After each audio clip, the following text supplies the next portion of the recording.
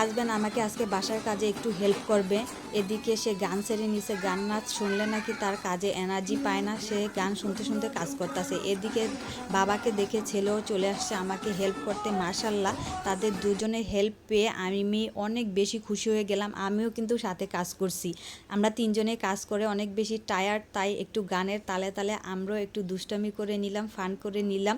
যাই হোক, আসসালামু আলাইকুম এভরিওয়ান। আজকে আমরা বাসা পরিষ্কার করেছি। পরিষ্কার করতে করতে রান্নায় অনেক বেশি লেট হয়ে গেছে। এখন প্রায় 1টা বাজে। এখন আমি রান্নাঘরে আসলাম। আমি আজকে রান্না করব খাসির মাংস দিয়ে বিরিয়ানি। এই তো গরম তেলের মধ্যে আমি খাসির মাংসটা দিয়ে দিলাম। এটা আমি আগের থেকেই মাখিয়ে রাখছিলাম। এদিকে বাবা ছেলে রেডি হয়ে গেছে, নামাজ পড়তে যাবে, তাই তাদেরকে আমি নামাজের জন্য বের করে দিলাম।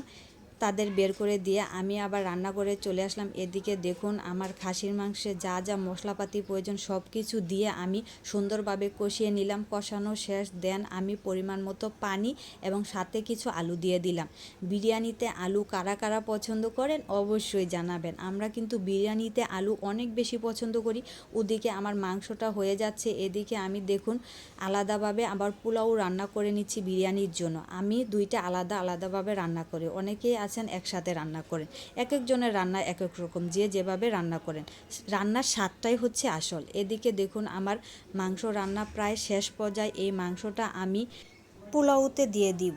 দেন আমি দুইটা ভালোভাবে মিক্স করে নিব। এই ফাঁকে আমি দেখুন সালাদ বানিয়ে নিয়েছি। আর সালাদ না হলে তো আমার একদমই চলবে না।